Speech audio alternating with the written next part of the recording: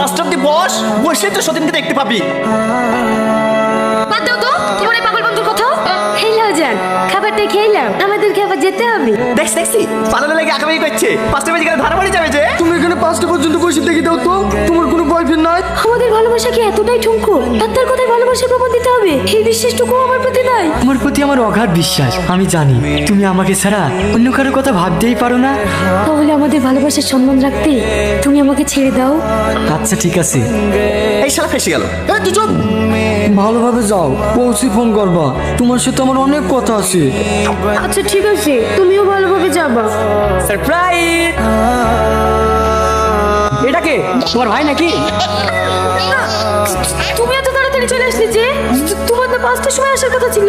অফিসটা আজকে একটু আগে ছুটি হয়ে গেছে, তার জন্য তো সারপ্রাইজ দিলাম। তোমাকে সারপ্রাইজ ভাই, ওইটা আমার ভাই না, ওইটা তোমার সতীন। সতীন মানে?